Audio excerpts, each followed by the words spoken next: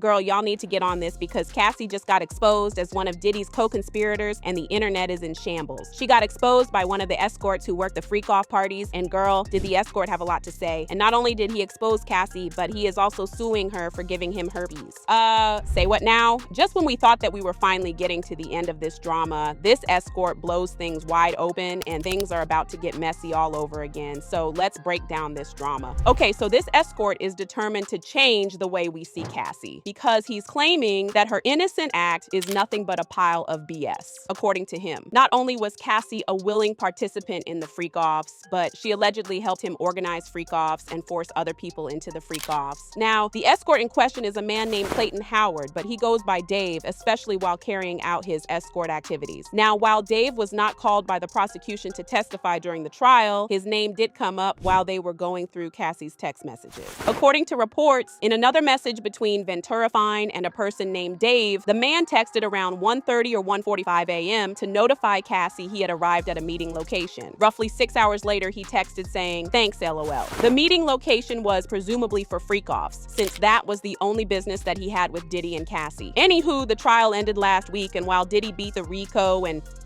charges, he was convicted of some lesser charges relating to the Mann Act. And from the looks of things, Dave was just waiting for the trial to end so that he could file his own civil lawsuit. And girl, he had a lot to say. And let's just say that the things he had to say did not exactly paint Cassie in a good light. Now, during the trial, Cassie was presented as the victim in the story, with the prosecution claiming that Diddy forced her to partake in the freak-off. In her lawsuit, she claimed that Diddy didn't even get her permission the first time it happened, and he just blindsided her with it out of the blue. According to the lawsuit, the first time, Mr. Combs hired a man and brought the man to his home in Los Angeles. The man, Mr. Combs, and Ms. Ventura wore masquerade masks and ingested. Mr. Combs directed Ms. Ventura to perform intimate acts with this man while Mr. Combs watched them. He got off to it while he directed Ms. Ventura and the man to do specific intimate acts. The entire encounter lasted multiple days. Mr. Combs began to call the arrangement a freak-off or FO. He would repeatedly tell Ms. Ventura at random moments that he wanted an FO, and Ms. Ventura was eventually expected to facilitate the location and the hiring of male escorts. She also claimed that she didn't want to do the freak-offs and that Diddy would force her to use hard substances to reduce her inhibition. She said, "Mr. Combs always supplied Ms. Ventura and the escort with copious amounts of before and during the FO. Ms. Ventura was given ecstasy, GHB, and alcohol in excessive amounts during FOs, which allowed her to disassociate during these horrific encounters. It became commonplace to get IV fluids in the days after an FO to recover from the excessive substances pushed upon her. Ms. Ventura was required to dress up in lingerie for an FO, and Mr. Combs insisted she wear white nail polish to contrast her nails with the skin of the black men he hired to be intimate with her." The prosecution pretty much said the same thing during the trial, and they pushed the narrative that even though Cassie was the one who hired and paid the escorts, she had no choice because Diddy had forced her to do so with threats of violence. Well, Dave is now calling BS on that, saying that Cassie willingly did everything she did and that she wasn't forced. According to him, he started doing the freak-offs with Diddy and Cassie around 2009, and they allegedly him for commercial purposes. In an interview, he said, "They tricked me for the purposes of commercial, using me as entertainment to satisfy their sex fetishes and personal ambitions." He also claimed that Diddy and Cassie manipulated and traumatized him while they themselves engaged in a toxic, domestically abusive relationship that often became violent. He says Cassie manipulated him into taking ecstasy and having unprotected intercourse, and he says she would order him to touch himself for hours on end, resulting in tears, skin peeling, and scabbing to his privates. He also went on to claim that not only was Cassie not a victim, but she allegedly loved the power trip that she got from allegedly bossing around the escorts during the freak-off, and that she got off on the power trip. According to reports, Clayton Howard alleged that the singer embraced the bad boy mogul's power, resources, and influence for the purposes of alleged manipulation. He claims this is why he kept seeing them for almost a decade, since he feared they would retaliate amid an already dire financial situation. But wait, because this story gets messier. According to him, Cassie even allegedly forced him to have intercourse with her while she was on her period, and even gave him an STI in the process.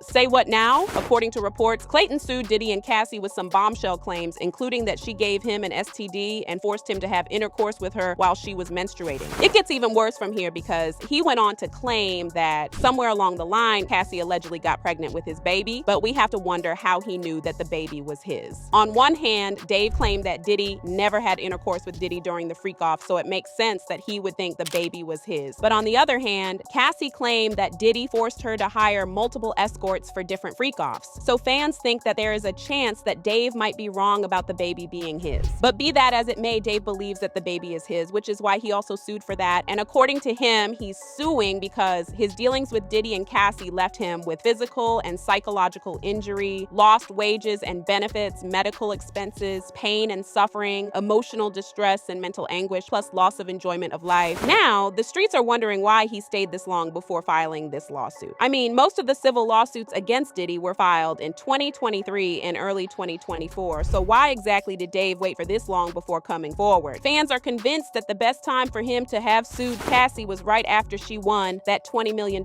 settlement from Diddy. But according to him, the reason he waited this long was that his lawyer, Tyrone Blackburn, advised him to wait until after Diddy's federal trial in order to protect Cassie's reputation, because her testimony was an important part of the Fed's entire case against Diddy. And before y'all start saying that Dave could have filed a criminal lawsuit and all that, he claimed that seeing the way the Fed's case played out in trial made him lose hope in getting any real justice in the courts, especially when it came to the male victims in the case. He also claimed that the Feds refused to charge Cassie, even though she was supposedly a co-conspirator. According to TMZ, the former escort further addresses why he's going after Cassie for monetary damages rather than criminal charges, telling us the U.S. Attorney's Office is well aware that she was a co-conspirator with Diddy, but they only cared about getting Diddy. He even accuses the government of not caring about male victims, saying it's all about Diddy, Diddy, Diddy. Child, this is a hot mess, and between the STI allegations and her getting pregnant, it does not look good for her. Anywho, fans have interesting perspectives on this, and they commented, now that Cassie has publicly admitted she has received at least $30 million,